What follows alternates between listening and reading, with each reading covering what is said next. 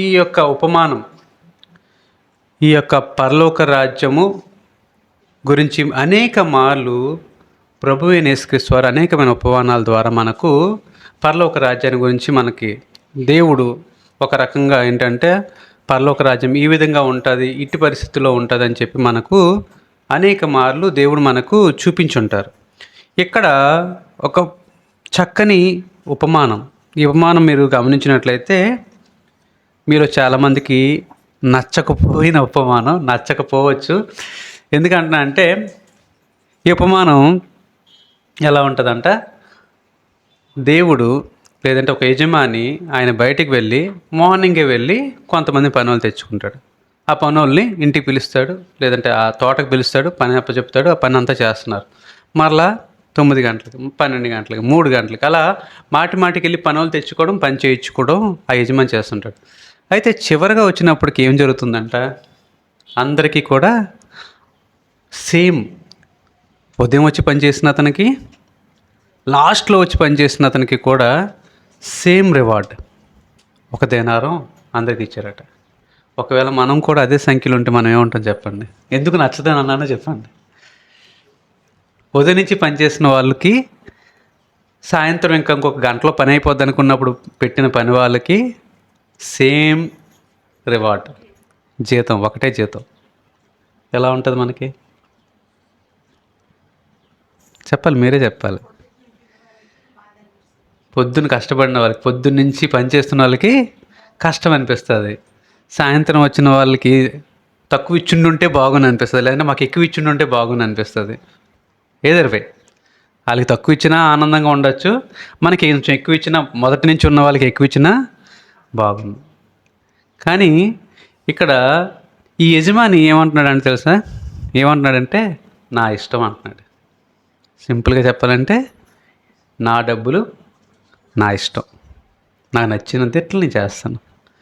ఎవరికి ఎక్కువ ఇవ్వాలి, ఎవరు తక్కువ ఇవ్వాలి నేను ఎవరికి. కానీ మొదట ఉదయాన్నే వచ్చినప్పుడు మాత్రం వాళ్ళతో ఏమైనా గొడవపడిన కంటే ఒకసారి చూడండి, 2వ వచనం.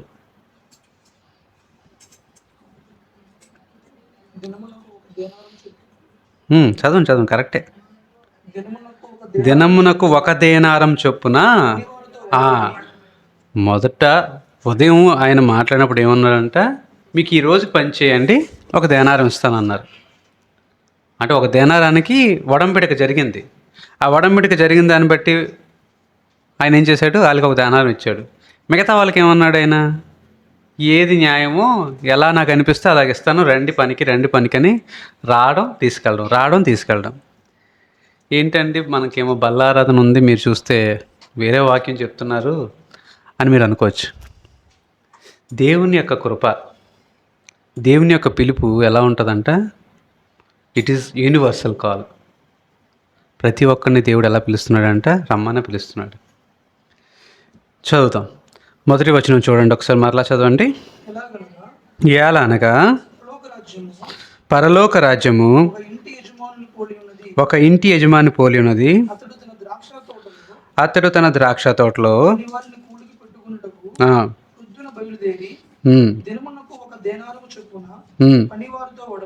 వడబడి చాలు. మనం ఎవరినైనా మన పిల్లల్ని, చిన్నపిల్లల్ని, ఇప్పుడు మా పాప ఏజో లేదా ఇంకా చిన్నపిల్లలు ఉన్న వాళ్ళు, మనం మనతో పాటు ఎక్కడికైనా ఒక సర్కస్ కానీ, ఒక ఎగ్జిబిషన్ కానీ, లేదంటే ఒక గుంపుగా ఉన్న ఏదైనా ఒక పిక్నిక్ కానీ వెళ్ళామనుకోండి, మన పిల్లలు తప్పిపోయారు అనుకుందాం, జస్ట్ ఒక 10 నిమిషాలు తప్పిపోయారు అనుకుందాం. ఇప్పుడు పిల్లలు తల్లిదండ్రులను ఎదుగుతారా, తల్లిదండ్రులు పిల్లల్ని ఎదుగుతారా? పిల్లలు తల్లిదండ్రులను ఎత్తుకుతారా? వాళ్ళెక్కడో వాళ్ళ పనులు వాళ్ళు బిజీగా ఉంటారు. తల్లిదండ్రులు ఏం పడతారు, కంగారు పడి ఏం చేస్తారు, ఎక్కడ నా పిల్ల ఎక్కడ అనేసి పరిగెడుతుంటారు. మొత్తం ఆ స్టాల్స్ గీల్స్ అన్నీ పరిగెడుతుంటారు. పిల్లలు మాత్రం ఏం చేస్తారు, వాళ్ళకి నచ్చిన పని వాళ్ళు చేస్తారు. దేవుడు మనల్ని ఏం చేశాడంటే ఫ్రీ విల్, అంటే మనకు ఒక స్వేచ్ఛను ఇచ్చేసి, ఇలా ఒక మాన్యువల్ ఇచ్చేసి మీరు ఎలా బతకండి అని చెప్పి దేవుడు కొన్ని మాటలు చెప్పి మనల్ని వదిలేశాడు. కానీ మనం ఏం చేస్తున్నాం, పిల్లల్లాగా మనం నచ్చినట్లు మనం ఎక్కడ పడితే అక్కడికి వెళ్ళిపోతున్నాం. సో ఇప్పుడు తండ్రి పని ఏంటి, వెతుక్కొని రావాలి. ఇక్కడ ఇప్పుడు యజమాని ఏం చేస్తున్నాడు? ద్రాక్ష తోట ఉంది ఆయనకి, పెద్ద తోట ఉంది, పనోళ్ళు ఉండే ఉంటారు, కానీ ఏం చేస్తున్నారు? పనోళ్ళు సమయానికి అందుబాటులో లేరు. ఇప్పుడు ఆయన ఏం చేస్తున్నాడు? వెళ్ళి ఎత్తుక్కోవడం మొదలెడుతున్నాడు. దేవుడు ఎలాగైతే తన యొక్క కుమారుల్ని, మనల్ని ఎత్తుక్కుంటున్నాడో, ఇక్కడ యజమాని ఏం చేస్తున్నాడంటే పనోళ్ళు ఎతుకుతున్నాడు. ఎప్పుడు ఎతుకుతున్నాడంట? పొద్దున్నే లేచాడంట. పొద్దున్నే లేచిపోయి పనులు ఎక్కడుంటారు, ఎవరిని నా పనికి పిలుచుకోవాలి అని అందరినీ పిలవడానికి ఆయన మార్కెట్కి వెళ్ళాడు. ఇది మనం దేవుడు మనల్ని ఏం చేశాడంటే సేమ్ ఫ్రీ విల్తో స్వేచ్ఛ అంతా మనకిచ్చి దేవుడు ఏం చేశాడంట, మీరు ఇలా బతకండి అని చెప్పాడు. ఇలా బతకండి అని చెప్పి మనల్ని వదిలేసిన తర్వాత మనం తప్పిపోయిన వారిలోకి వెళ్ళిపోయాం. వి లాస్ట్ అవర్ సెల్ఫ్స్. మనం దేవునికి చెందవలసిన వారు మనం ఏం చేస్తున్నాం అంటే ఈ లోకానికి చెందేవారుగా మారిపోయాం. ఇప్పుడు ఏం చేయాలంటే దేవుడు ఏం చేస్తాడు? ఇప్పుడు ఏం చేస్తాడు చెప్పండి? అవ్వని ఆదాముని దేవుడు సృజించాడు కదండి. మొట్టమొదటిగా ఆదాము, అవ్వ. వీళ్ళు తప్పిపోయినప్పుడు దేవుడు వచ్చి మాట్లాడిన మాట ఏంటి చెప్తారా? ఆదాము నువ్వెక్కడ? ఫస్ట్ క్వశ్చన్ దేవుడు వేసిన ఫస్ట్ క్వశ్చన్ ఏంటి? ఆదాము నువ్వెక్కడ? తప్పిపోవడం దేవుడికి ఇష్టం కాని విషయం. దేవుడికి ఇష్టమైనది ఏంటంటే తనతో పాటు అంటు కట్టబడి ఉండేటట్లు ఉండాలి. బట్ ఎప్పుడైతే ఆదాము తప్పాడో ద ఫస్ట్ థింగ్ ఏమైంది? ఆదాము నువ్వెక్కడ? ఇక్కడ ఈ యజమాని ఏం చేస్తున్నాడంట? He searching. ఆయన వెతుకుతున్నాడు. తన తోటలో పనికి ఎవరైనా దొరుకుతారేమో అని వెతుకుతున్నాడు. ఆయన వెతుకులాట తండ్రి తన కుమారులు వెతుకులాటతో సమానంగా మనం చూడగలం. ఎందుకంటే పరలోక రాజ్యానికి ఆయన సాదృశ్యంగా చెప్తున్న మాట. పరలోకంలో ఎవరు కావాలి? పరలోకం ఎవరితో నిండాలి? దేవునితోనా, దేవదూతలతోనా? ఎవరితో నిండాలండి? మనతో, మనుషులతో నిండాలి. దేవుని యొక్క అభిలాష ఏంటి? మన అందరం కూడా పరలోకం చేరాలనేది. నవ్వు ఆ కాల్ ఏంటంటే ఆ పరలోక రాజ్యం ఇక్కడ చెప్తున్న మాట ఒక ఇంటి యజమాని పోలుందంట. ఆ పరలోకం ఎవరిని పిలుస్తుందంట? కూలివారిని పిలుస్తుందంట. ఆ ద్రాక్ష తోటకి పనికి రండి, పనికి అంటే ఆ మనుషుల్ని పిలవాలని ప్రయత్నిస్తున్నారు. ఇంటి యజమాని ఏం చేస్తున్నాడు? ఆ మనుషులు పిలవాలని ఆయన యొక్క ప్రలాపన. ఆయన ఏం చేస్తున్నాడంటే దేవుడు తన యొక్క శరీరాన్ని, రక్తాన్ని ఇచ్చి ఈ శరీరం మనం ప్రార్థన చేస్తుంది. ఈ శరీరం రక్తం భుజించిన తర్వాత లాస్ట్లో ఒక ప్రార్థన ఉంటుంది. ఏమంటాం చెప్పండి? మిగిలిపోయిన శరీరం ద్రాక్షారసం దేనికి సాదృశ్యం అంటాం? ఇంకా రక్షణ పొందని వారు అనేకులు, లేదంటే ఇంకా ఈ శరీరాన్ని, రక్తాన్ని ఆశ్రయించిన వాళ్ళు అనేకుల కోసం ఈ శరీరము, రక్తము ఉంచబడి ఉందని మనం ప్రార్థన చేస్తాం. తెలుసు కదండి? మిగిలిపోయిన శరీరం ఇంకా రక్షణకు గుర్తు, రక్తం ఇంకా మన పాపానికి విమోచనానికి గుర్తు. ఈ రెండు కూడా దేవుడు ఏం చేస్తున్నాడంట? అనేకులను రక్షించబడడానికి ఒక సాదృశ్యంగా ఈ లోకంలో ఉంచాడు. ఒకసారి చూద్దాం అదే దాంట్లో 28వ వచనం చదవండి. అలాగే మనుష్య కుమారుడు పరిచారం చేయుటకును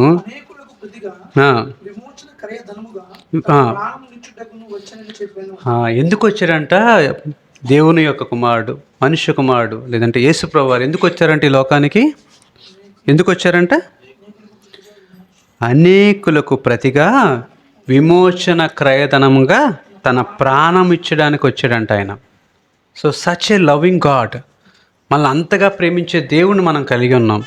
ఆయన ఏం చేస్తున్నాడంటే మొట్టమొదటిగా మనుషులను వెతుకుతున్నాడు. రెండోది మనం గమనించినట్లయితే ఈ 20 అధ్యాయం 3వ వచనం నుంచి 6వ వచనం చదువుతాం చూడండి. తరువాత అతడు దాదాపు 9 గంటలకు వెళ్ళి సంత వీధిలో ఊరక నిలిచి ఉన్న మరికొందరిని చూచి మీరును నా ద్రాక్ష తోటలోకి వెళ్ళుడి, ఏమి న్యాయము వారితో చెప్పగా వారును వెళ్ళిరి.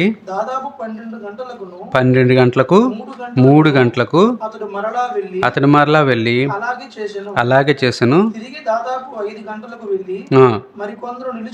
నిలిచి ఉండగా చూచి ఇక్కడ దినమంతయు మీరెందుకు ఊరకనే నిలిచి ఉన్నారని వారిని అడుగగా వారు ఎవడునూ మమ్మల్ని కూలికి పెట్టుకోలేదండి.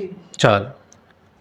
ఇప్పుడు గమనించిన విషయం ఏంటంటే ఇక్కడ ఆయన ఒక్కసారి పిలిచాడా అండి? ఒక్కసారి పిలిచాడా? నేను 3 సార్లు లెక్కటను, కానీ మాటి మాటికి పిలిచాడనే మాట నేను చెప్పాలని ఆశపడుతున్నాను.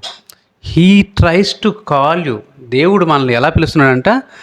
మాటి మాటికి రమ్మంటూనే ఉంటాడు ఆయన. He's trying to call us multiple times. చాలా మార్లు ఆయన పిలిచాడు. ఆయన పిలుస్తున్న ప్రతిసారి కూడా రక్షణకు మనల్ని రక్షించాలనేది ఆయన తాపత్రయం. ఆయన యొక్క పిలుపు మనల్ని రక్షించాలన్నదే ఆయన యొక్క ఆలోచన. మీకు ఒక విషయం నేను గుర్తు చేస్తాను. యేసుప్రభు వారు సిలువ వేయబడినప్పుడు యేసుప్రభు వారు మరొక 2 దొంగలు అటొకరు ఇటొకరు సిలువ వేయబడ్డారు. అందులో ఒక దొంగ ఏం ప్రార్థన చేశాడు చెప్పండి? ఏమా?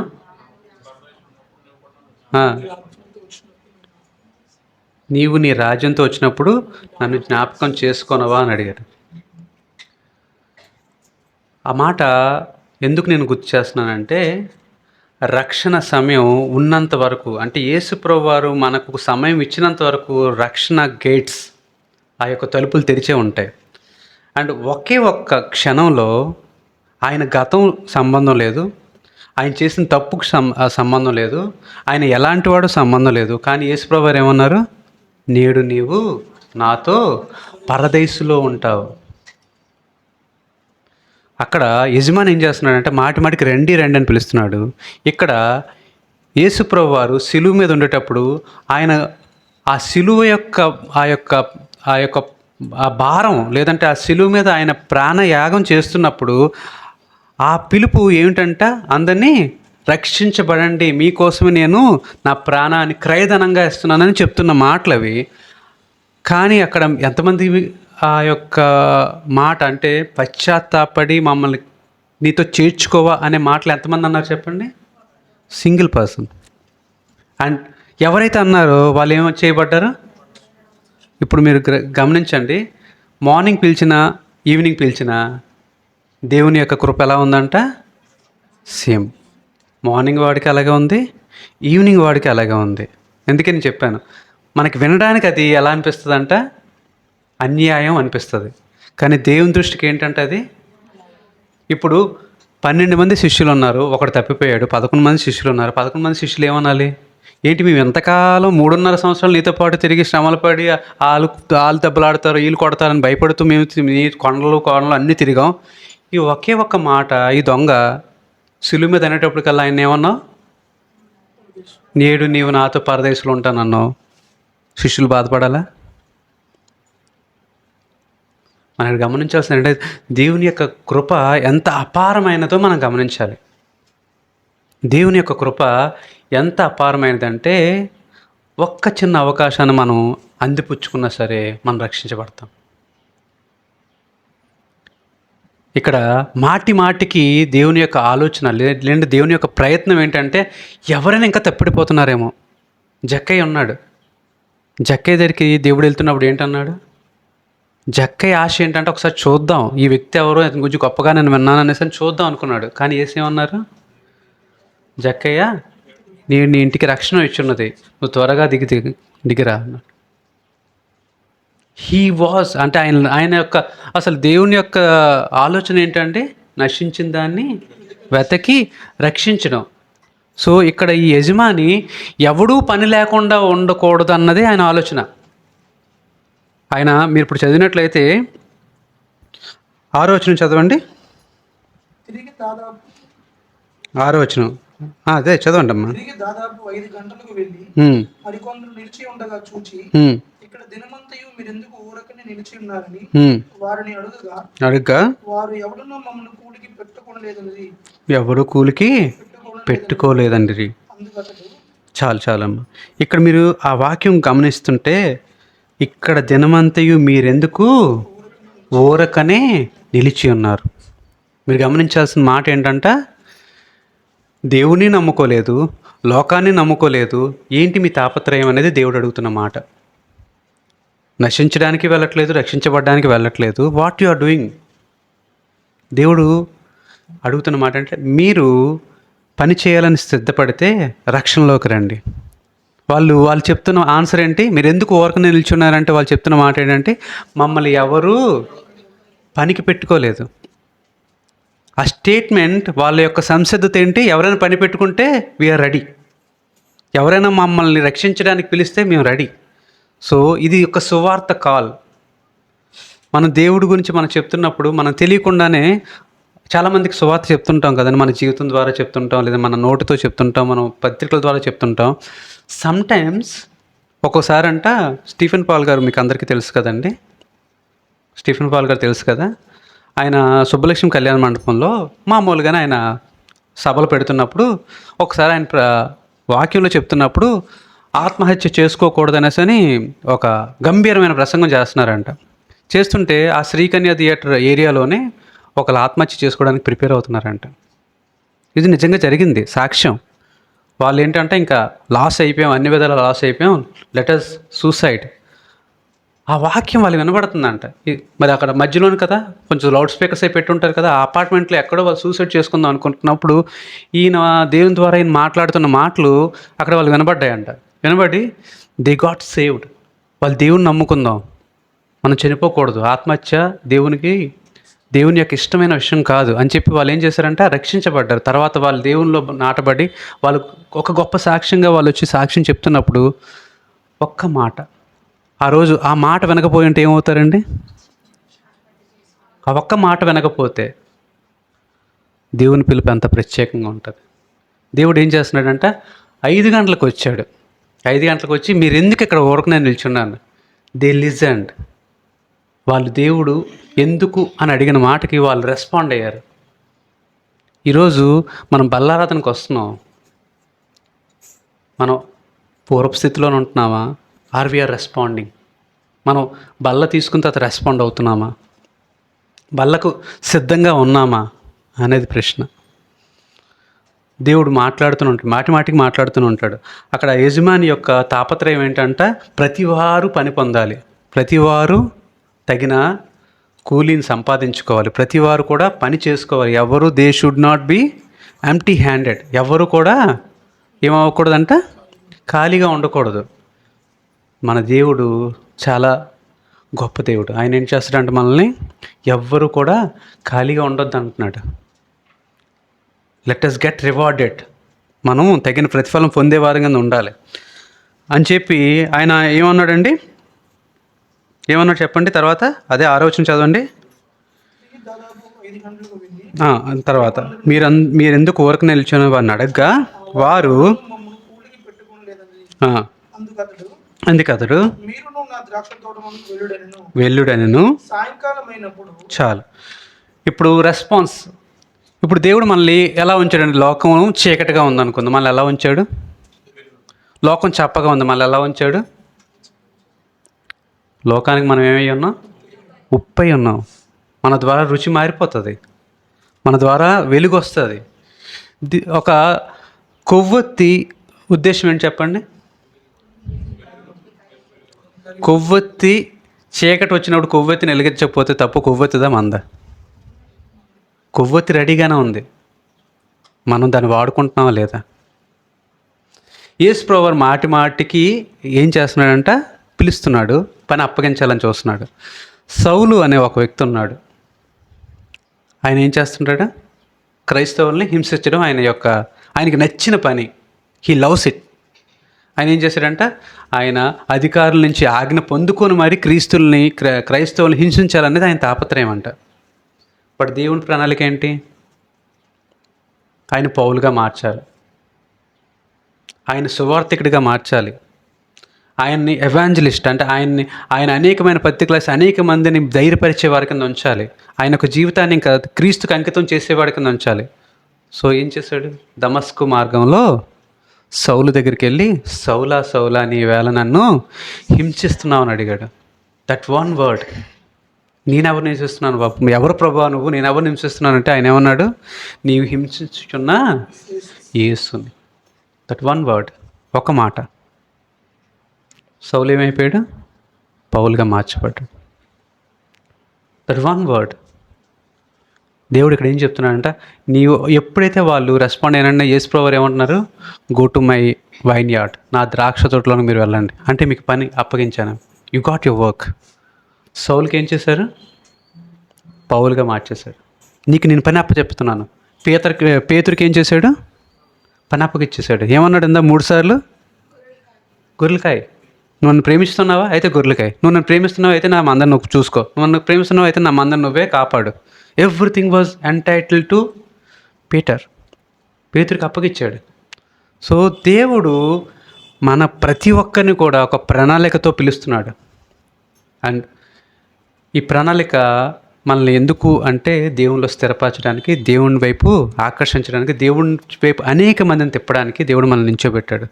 కొవ్వొత్తిని మనం వెలిగించకపోతే తప్పు ఎవరిదయ్యింది, దేవుడు మనల్ని వెలిగించాడు, మనల్ని కొవ్వొత్తిగా ఉంచాడు, మనం వెలగకపోతే తప్పు ఎవరిదవుతుంది. సో దేవుడు ఏం చేస్తున్నాడంట, he is giving your work. పని చేయడమా చేయకపోవడం అనేది మీరు ఆలోచించుకోవాలి. పని చేస్తే మీకు ఏముంటుంది, జీతం ఉంది. పని చేయకపోతే జీతం లేదు. సరే చూద్దాం, చూడండి ఇప్పుడు తర్వాత వచ్చిన సాయంకాలం అయినప్పుడు ఆ ద్రాక్ష తోట యజమాని పనివాడిని పిలిచి మొదట వచ్చిన వారి వరకు కూలి ఇవ్వమని చెప్పాను. కుదిరినవాడు వచ్చి ఒక్కొక్క దేనారం చొప్పున తీసుకుని మొదటి వారు వచ్చి కానీ దొరికెను. వారది తీసుకొని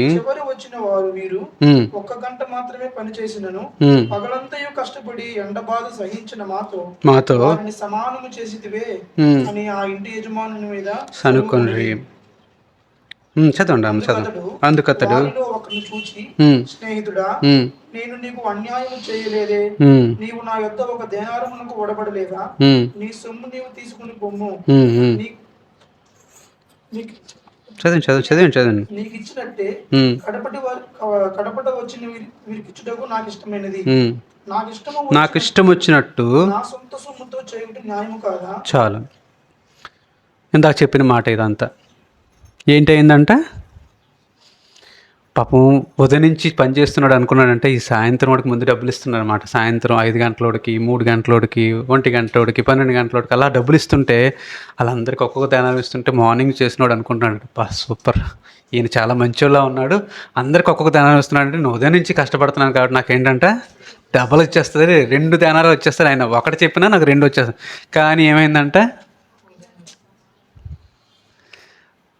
మీకు తప్పిపోయిన కుమారుడు గురించి తెలుసా తప్పిపోయిన కుమారుడు తండ్రికి ఎంతమంది పిల్లలు ఉన్నారు, 2, అన్న తమ్ముడు తప్పిపోయినాడు.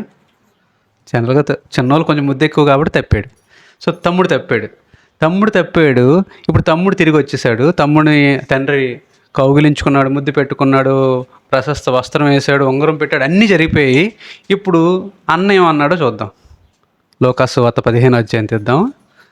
అన్న ఏమన్నాడు చూద్దాం.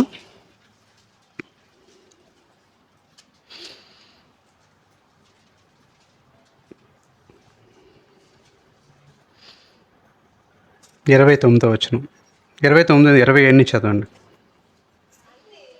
27 చదవండి అమ్మా. 27 లోకాసు వార్త 15. నీ తమ్ముడు వచ్చి ఉన్నాడు, అతడు తన యొద్దకు సురక్షితంగా వచ్చినందున నీ తండ్రి కొవ్విన పశువును వధించినను, అయితే అతడు కోప్పడి లోపలికి వెళ్ళనొల్లకపోయాను కనుక అతని తండ్రి వెలుపలకు వచ్చి లోపలికి రమ్మని బతిమాలుకొనెను.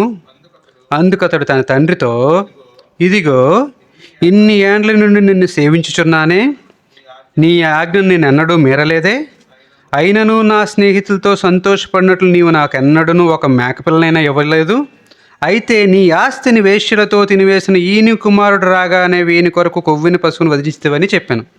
అందుకు అతడు, కుమారుడా, నీవెల్లప్పుడూ నాతో కూడా ఉన్నావు, నావన్నీ నీవి, మనం సంతోషపడి ఆనందించుట యుక్తమే. ఈ తమ్ముడు చనిపోయి తిరిగి బతికిను, తప్పిపోయి తరికను అని అతనితో చెప్పాను. మీకు ఇది ఏమైనా పాజిటివ్గా అనిపిస్తుందా? మళ్ళీ అదే ఫీలింగా? అన్న అంటున్నాడు, నేను చక్కగా నువ్వు చెప్పిన మాటలు విన్నాను, చెడు అలవాట్లు లేవు, అన్నీ మంచి పనులే చేశాను. నా ఫ్రెండ్ అంటే మేము అందరం కలిపి ఏదో బర్త్డే పార్టీయో ఏదో ఫంక్షన్ చేసుకుందాం, ఒక మేకపిల్లు అంటే ఇవ్వలేదు, అయినా సరే నేను తిట్టుకోలేదు. అన్ని టైంలో నేను నీతో పాటు తోడుగా ఉన్నాను. నేను సెలబ్రేషన్సే చేసుకోవట్లేదు. ఐఎమ్ హ్యాపీ, నువ్వు ఉన్నావు, నీతో నేను ఉన్నాను అనేసి నేను ఇప్పటివరకు ఆనందించాను. కానీ తమ్ముడు రాగానే ఏం చేసావు? తప్పిపోయాడు, వేషలతో ఆస్తిని తగలెట్టేశాడు, అన్నీ చేశాడు.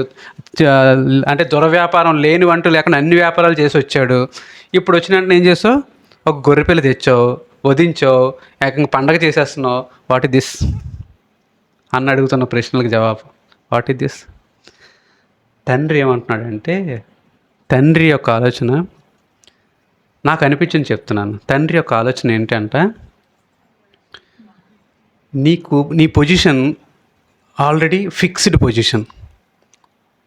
అన్నగా నీకేంటంట, you are a permanent higher. నువ్వు సంపూర్ణంగా వారసుడిగానే ఉంటావు. బట్ ఇంకొకడు తప్పిపోయాడు, ఇంకొకడు చనిపోయాడు, తిరిగి బతికాడు. కాబట్టి వాడికి నేను ఇప్పుడు వారసత్వం ఇవ్వాలని ఆశపడుతున్నాను. ఎందుకంటే వాడు కూడా నా కుమారుడు కాబట్టి. అక్కడ యజమాని ఉదయం వచ్చినోడికి నిజంగా చెప్పాలంటే ఎక్కువ ఇవ్వాలనేది మన ఆలోచన. మన ఆలోచన ఏంటంటే, ఉదయం నుంచి కష్టపడ్డాడు ఆడు, పాపం వీళ్ళకన్నా ఎక్కువ. కానీ ఆ యొక్క యజమాని యొక్క ఆలోచన ఏంటి అంట, నేను మీ ఇద్దరికి ఇవ్వాల్సింది ఏంటి? ఫైనల్గా ఒకటే గిఫ్ట్, డబుల్ గిఫ్ట్ ఏం లేదు. పరలోకం ఒకటే ఉంది. ఎన్ని ఉన్నాయి పరలోకాలు చెప్పండి? ఒకటే. అందులో ఏముంటుంది? సంపూర్ణ సంతోషం ఉంది, సంపూర్ణ శాంతి ఉంది. ఇక్కడ ఏముండదు? ఏడుపు ఉండదు, కొరుకుట ఉండదు, అసలు ఎలాంటి ఇబ్బంది ఉండదు. కానీ మానవుడిగా మనం ఏం ఆలోచిస్తామంట, ఐ వాంట్ అట్లీస్ట్ ఎక్స్ట్రా. ఇక్కడ తండ్రి ఏమంటున్నాడు, నా దగ్గర ఆస్తి బోల్డ్ అంత ఉంది, నువ్వు అనుభవించడానికి సరిపడ ఉంది. తమ్ముడికి ఇవ్వడం వచ్చిన నష్టమేం లేదు.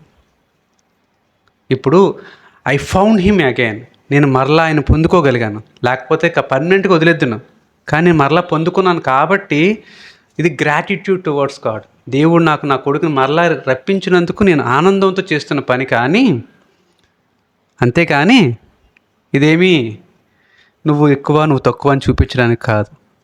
అక్కడ అది తర్వాత రాయలే, చూడండి మీరు 32వ వచనం.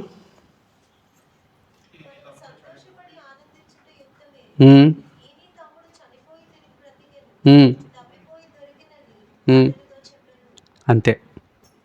అన్న ఏం ఫీల్ అయ్యి ఉంటాడో, తండ్రిని ఎలా ఆలోచన చేసి ఉంటాడో అక్కడ రాయలే. ఎందుకంటే అది మన ఆలోచనకు వదిలేస్తారు బైబిల్లో. ఇప్పుడు మీరు చెప్పండి, ఆయన తండ్రి చేసింది కరెక్టా రాంగా? కరెక్టా రాంగా? ఎందుకు కరెక్ట్? కరెక్ట్ అయితే ఎందుకు కరెక్ట్? రాంగ్ అయితే ఎందుకు రాంగ్? ఎందుకు కరెక్ట్? నశించిన దాన్ని వెతికి రక్షించడం. మరి తండ్రి కాపాడకపోతే కుమారుడు ఎక్కడికి పోతాడు చెప్పండి? తండ్రి రక్షించకపోతే కుమారుడు ఎక్కడికి పోతాడు? తండ్రి పనిష్మెంట్ చేస్తే మన విశ్వాసం నిజమైన విశ్వాసమా? మనం సేవిస్తున్న దేవుడు కరెక్టేనా? దినమెల్లా చేతులు చాపుతున్నాడు. ఎందుకంటే దేవుడు ఏమని పిలుస్తున్నాడు? రక్షించబడండి. మీరు ఈ పాపపు లోకంలో ఉన్నారు. ఈ పాపపు లోకం నుంచి మీరు ఏం చేయాలి? శుద్ధీకరించుకోవాలి, పాపాన్ని తీసివేసుకోవాలి. You must be a born again. మీరు మరలా తిరిగి కట్టబడాలి, తిరిగి కడగబడాలి. మనం ఈ పాపపు లోకంలో పుట్టాం, అందరం ఒప్పుకునే విషయం అది. మన ఆలోచనలు ఇప్పుడు మా పాప, అంటే మిగతా పిల్లలు ఎలా మాట్లాడుతారో నాకు తెలియదు కాబట్టి నేను ఆ మాట చెప్తున్నాను. మా పాప అనుకోకుండా ఎవరు ఏ మాట అంటే ఆ మాట గ్రహించి ఆ మాటను ఇంట్లో అనేస్తుంది. నువ్వు పిచ్చోడివి అంటుంది నన్ను. సింపుల్గా నువ్వు పిచ్చోడివి అంటుంది. ఎలా వచ్చింది అది? తనకు ఆ పదం మాట్లాడడం ఎలా వచ్చింది? మానవ స్వభావం ఏంటంటే చెడుని త్వరగా గ్రహించగలదంట, మంచిని త్వరగా గ్రహించదు, చెడుని త్వరగా అది ఆటోమేటిక్ బై బర్త్. అందుకే మనం సిన్నర్స్ అనేది. పుట్టుకతోనే మనం పాపలు ఎందుకయ్యామంటే, పాపం మనలో ప్రవేశించి మనతో వచ్చే మాటలు పాటలు అన్నీ కూడా మనం దేనికి ఎక్కువ అట్రాక్ట్ అవుతామంటే పాపపు లోకానికి ఎక్కువ అట్రాక్ట్ అవుతాం. ఇక్కడ దేవుడు చెప్తున్న మాట ఏంటంటే, తప్పిపోయిన కుమారుడు ఆ యొక్క ఉపమానం దేవుడు ఏంటంటే దేవుని యొక్క కృప లేదంటే ఆయన యొక్క అపారమైన ప్రేమను మనకు సాదృశ్యంగా చూపిస్తుంది. దేవుడు మనల్ని ఎప్పుడు ఏం చేస్తున్నాడంటే తిరిగి రండి రండి రండి అని పిలుస్తున్నాడు. ఎంతమంది వెళ్తున్నారు అనేది ఇక్కడ ప్రశ్న. మరలా గమనిద్దాం. మత్తయి సువార్త 20వ అధ్యాయంలోకి వద్దామండి. 15వ వచనం చదవండి అమ్మా. నాకు ఇష్టం వచ్చినట్టు నా సొంత సొమ్ముతో చేయడం న్యాయం కాదా? నేను మంచివాడినైనందున నీకు కడుపు మంటగా ఉన్నదా? నేను మంచివాడినైనందున నీకు కడుపు మంటగా ఉన్నదా అని చెప్పాను. ఈ ప్రకారమే కడపటి వారు మొదటివారు. చాలు. మీరు ఇప్పుడు గమనించండి. దేవుడు చెప్తున్న మాట ఏంటి అంట, నాకు ఇష్టం వచ్చినట్లు. నాకు ఇష్టం ఏంటి? నీకు పని అవ్వాలి, చివరిగా వచ్చినోడు పని అవ్వాలి. నువ్వైతే పని మొదటగా దొరికేసింది. నువ్వు దేవుని మొదటగా చిన్నప్పుడే నువ్వు ఏం చేసావంట? విశ్వసించావు. మరి ఒక వ్యక్తి సిలువ మీదకి ఎక్కిన తర్వాత విశ్వసించాడు. ఇద్దరికీ ఒకటే న్యాయం. ఎందుకంటే అది దేవుడి న్యాయం. మానవుడి న్యాయం అయితే నీకు పాపం అంతా చేసావు కదా, దానికి తగ్గట్టు నీ ప్రాయశ్చిత్తం అంతా జరగాలి, నువ్వు ఇంకొకసారి పుట్టాలి, పుట్టి ఏం చేయాలి? కుక్కగానో పందిగానో పుట్టాలి. ఇవన్నీ ఒక రకమైన మాటలు. కానీ దేవుడు ఏమంటున్నాడంటే లైఫ్ ఈజ్ ఫర్ వన్స్. దేవుడు ఒక్కసారే మానవుడు సృజిస్తున్నాడు. మానవుడు సృజించి ఏమంటున్నాడండి, ఎప్పుడైతే నువ్వు తిరిగి దేవుడిని తెలుసుకుని దేవుడి దగ్గరికి వస్తావో అప్పుడే దేవుడు ఏం చేస్తున్నాడంట, నీ పాపాన్ని తీసివేస్తున్నాడు. నీ పాపాన్ని తీసివేయడానికి దేవుడు మన ముందు ఉంచుతున్న నిదర్శనం ఏంటంటే ఆయన శరీరం, ఆయన రక్తం. ఆ శరీరం రక్తం మనం గుర్తు చేసుకోవడానికి దేవుడు ఏం చేస్తున్నాడంట, మాటి మాటికి ఆయన పిలుస్తున్న పిలుపుని మనకు గుర్తు చేస్తున్నాడు. మళ్ళీ అనేకసార్లు తప్పిపోతూనే ఉంటాం, మాటి మాటికి తప్పిపోతూనే ఉంటాం. బట్ దేవుడి పిలుపు ఏంటంట, మాటి మాటికి తిరిగి మారండి, తిరిగి మరలా మారు మనసు పొందండి, తిరిగి పశ్చాత్తాపడండి, తిరిగి మరలా మీరు నూతనంగా జన్మించండి, తిరిగి మరలా మీరు దేవుని యొక్క మార్గంలోకి రండి. ఆ మార్గంలోకి వస్తే దేవుడు ఏం చేస్తున్నాడంటే తనకు ఇష్టమైన ప్రతిఫలాన్ని తాను ఇస్తున్నాడు. It is not our will. ఇంకొక మెయిన్ ఒకే ఒక మాట చెప్పి నేను ముగిచేస్తున్నాను. It is not our worthy. మరి ఎవరిదంట ఇది? ఎవరిదంటే ఈ వర్తి? నా యొక్క విశేషతను బట్టి దేవుడు నన్ను ఈ యొక్క బల్లకు పిలవట్లేదు. ఈ ప్రభు బల్లకు దేవుడు నన్ను నా విశేషత బట్టి పిలవట్లేదండి. చెప్పండి, మీలో ఎంతమంది కోటీశ్వర్లు ఉన్నారు? ఎంతమంది లక్షాధికారులు ఉన్నారు? ఎంతమంది చిన్న పనులు చేసుకుంటున్నారు? ఎంతమంది పెద్ద పనులు చేసుకుంటున్నారు? ఎంతమంది మంచి జాబ్లో ఉన్నారు? ఎంతమంది రకరకాలైన విశేషణంగా రకరకాలైన పనులు లేదంటే నైపుణ్యం కలిగిన వారు ఉన్నారు? బట్ బిఫోర్ గాడ్, దేవుని ఎదుట అందరూ కూడా సమానం. ఆల్ నేషన్స్, అన్ని దేశాలు కూడా సమానమే, ప్రజలందరూ సమానమే. దేవుడు అందించే ఈ బల్ల అందరికీ సమానమే. దేవుడు మనకు చెప్తున్న మాట ఏమిటి అంట, దేవుడు receive it, restore your self. And ఏం చేయాలి? మనం పొందిన తర్వాత ఏం చేయాలి? కొరింథీయులు రాసిన పత్రిక 11వ అధ్యాయం ఏముంటుంది? ఈ శరీరము, ఈ రక్తము తీసుకున్న తర్వాత ఏం చేయాలి? ప్రభువు నామమును ప్రచురించాలి. ప్రచురించలేకపోతే కమాండ్స్ మనం మీరినట్లు, దేవుని యొక్క ఆజ్ఞను మీరినట్లు. దేవుడు చెప్తున్న మాట ఏంటంటే, దేవుడు సదాకాలం తన చేతులు చాపి కృపాకాలం ఉన్నంత వరకు మనల్ని ఏం చేస్తుంటాడు? మాటి మాటికి రమ్మంటుంటాడు. ఒక ఎగ్జాంపుల్ చెప్పి నేను ముగిస్తాను. వీళ్ళు ఎంతమంది ట్రైన్ ఎక్కారండి? ట్రైన్ ఎంతమంది ఎక్కారు? అందరూ ఎక్కారు. ట్రైన్కి ఒక టైం టేబుల్ ఉంటుంది కదండి. గోదావరి ఎక్కాలంటే సాయంత్రం 5 గంటలకు ఎక్కాలి, అంతే కదా? 5, 5:50, 5:30 టైమ్స్ మారుతుంటాయి. సో 5 గంటలకు ఒక ట్రైన్ ఎక్కాలి. ఆ ట్రైన్ డోరు ఎంతవరకు ఓపెన్లో ఉంటుంది? 5 అంటే 5 వరకు ఓపెన్ ఉంటుంది. ఆ ట్రైన్ ఒకవేళ కనుక మీరు 5 గంటల 2 నిమిషాలకు మీరు రైల్వే స్టేషన్ చేరుకున్నారనుకోండి, ట్రైన్ ఉంటుందా మీకోసం? ఉండదు. ఆ యజమాని వెతుకుతున్నాడు, ఇంకెవరైనా మిగిలిపోయారు, ఇంకెవరైనా పని లేకుండా ఉన్నారు, ఇంకెవరైనా సరే పాపం పని వెతుక్కుంటూ ఉన్నారా, ఇంకెవరైనా సరే కాపాడబడ్డాను, నేను రక్షించడానికి ఇంకెవరైనా ఛాన్స్ ఉందా అని వెతుకుతున్నారు. పరలోకానికి ఇంకెవరిని నేను చేర్చాలా, ఇంకెవరినైనా నేను కాపాడాలా అని వెతుకుతున్నాడు. ఆ టైం ఉన్నంత వరకే వెతుకుతాడు ఆయన. సాయంత్రం అయిపోయిన తర్వాత ఇంక వెతకలే. ఎంతవరకు? 5 గంటల వరకే రాసింది. 6 గంటలకి 7 గంటలు రాసిందా? 5 గంటల వరకు వెతికాడు ఆయన. తర్వాత ప్రతిఫలమే. ఇంకా పని అయిపోయింది. 6 గంటలకు 7 గంటలకు పని అయిపోయింది. వాళ్ళు డబ్బులు ఇచ్చి పంపించడమే.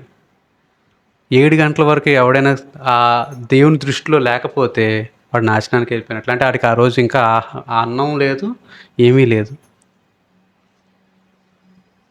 దేవుడు మనల్ని పిలిచిన కాలంలోనే ఆ పిలిచిన పిలుపుకి తగ్గట్టుగా మనం జీవిస్తే దేవుడు మనల్ని తప్పకుండా ఏం చేస్తాడు, మనకు తగిన ప్రతిఫలం ఇస్తాడు.